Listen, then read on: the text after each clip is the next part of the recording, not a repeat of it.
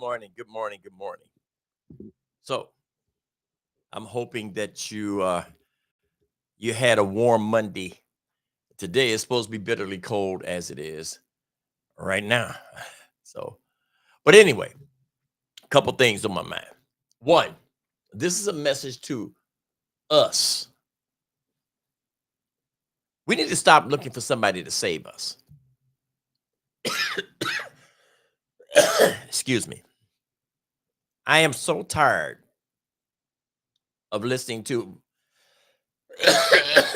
excuse me. I am so tired of listening to people blame everybody else for our situation. Yes, there were a lot of injustices that were done to us, without a doubt, and they continue today. But most of those injustices are done by us. We've came out of a long, long journey, and we become complainers. That's all we do. You want somebody else to do what you yourself has not been able to do. Every time we get in a position to help each other, we make sure that we splurge on ourselves. Now, here, think about that. You want somebody to do what you yourself are not able to do. I see it time and time again. We won't make sacrifices for someone else. We won't pull together so that we can accomplish a single goal.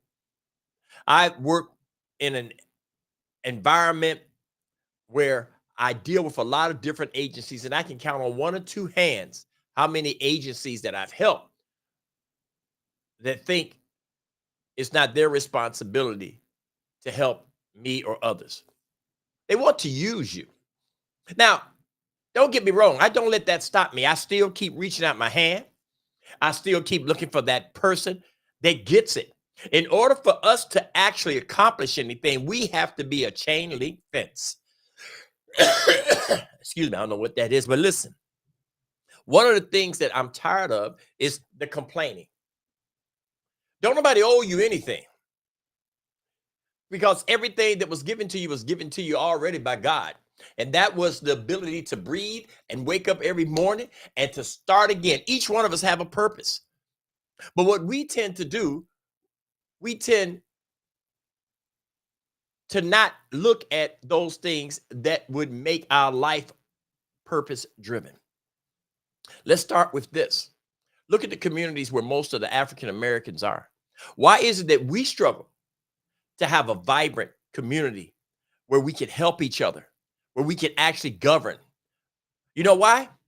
Because we're sold, because a politician knows your name. We're sold with something as minor as that person coming over, knocking on your door to see how you're doing every now and then. It's usually around voting time. We're unethical and sometimes selfish, untrustworthy, and we only make it about those that we know. Listen, every child out there, whether it's yours, your neighbors, or some child down the street, it should be your responsibility. I know I probably get a lot of backlash, but it's time somebody opens the eyes up. Everybody talking about what Donald Trump gonna do. Donald Trump is doing what he is doing because he is not part of our community. He's not part of our race. You expect somebody to take from their own home and to feed your home. What do you want Donald Trump to do? Let's look at other things. Let's look at our local government. Most of the individuals that are sitting there, they're jealous or envious of that same sex, whether it's male or female, because they see things that they wish that they could do and they can't do it. It's time to start this this misguided understanding that somebody owes you something. The only thing that you are due is your life, and that's what you have. Stop. Just stop and think. Would you take bread out of your cabinet and give to someone else if your kids were hungry or if you felt your kids needed those things? Listen, Black people, and I'm talking to you, all right? You want to be saved? Save yourself. And you know how you do that? With integrity. We got some good, strong people out here. But when you don't do what these individuals want you to do, they assassinate your name. If you don't follow a certain path that they feel you should follow, then they condemn your efforts. And it's usually the people that have been put in a position to do so. I've watched it time and time again. And then it's not politically correct to expose these people. So says some other people, Larry, you should just chill. And no.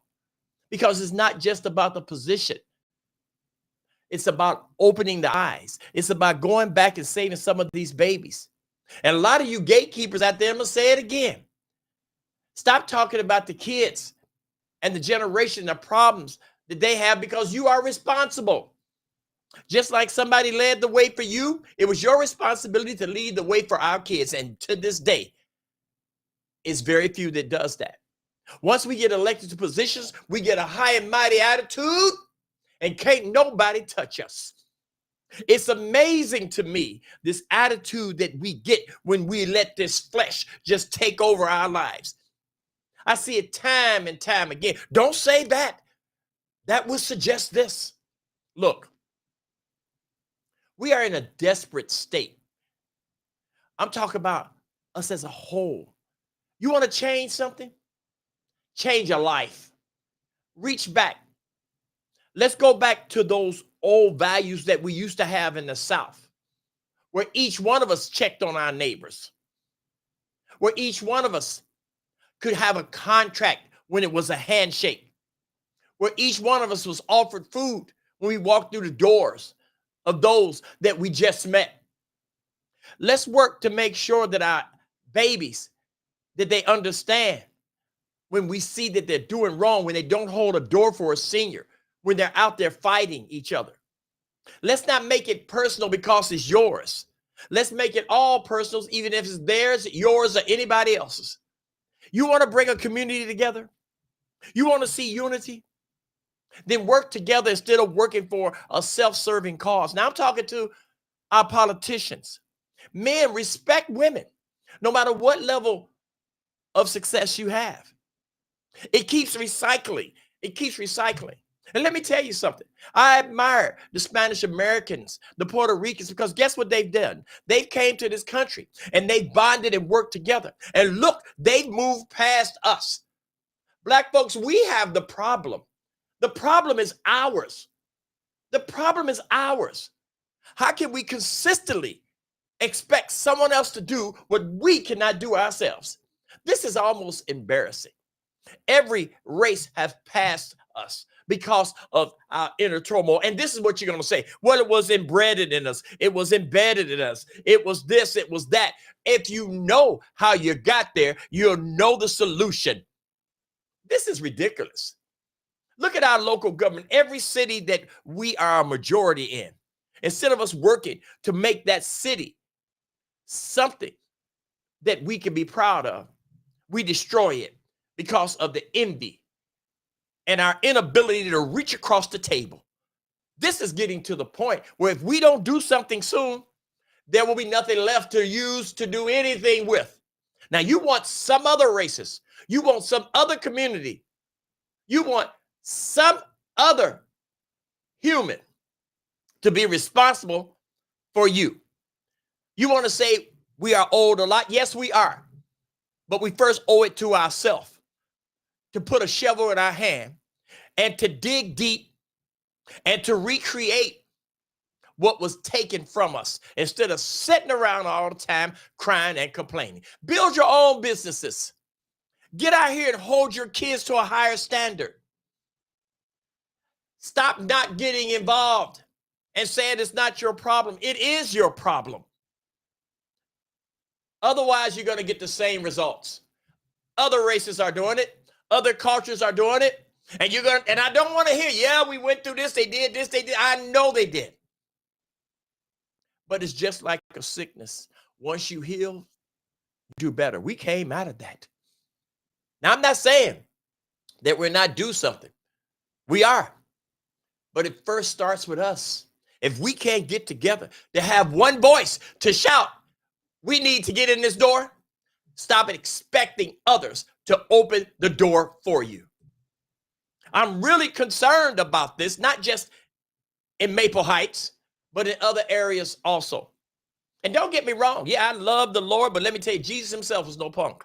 If you don't believe me, read the Bible when he kicked over tables and he had a whip because of the way that they had did his Lord's house. And in essence, it's a reality that I keep seeing over and over and over again. We got some very sharp, strong political figures. But I'll tell you something, they won't put themselves in a position that will help too many because of the backlash that they'll get from constituents that look like them or not. You want change? Be the change. Now, this message today is from my heart. And a lot of you want to put a title on me and what I'm saying. But this is not for me. It's for my babies. It's for the future. So I'm asking you, evaluate yourself. Because the biggest problem that we have is staring right back at us in that mirror. Right back at us. Right back at us.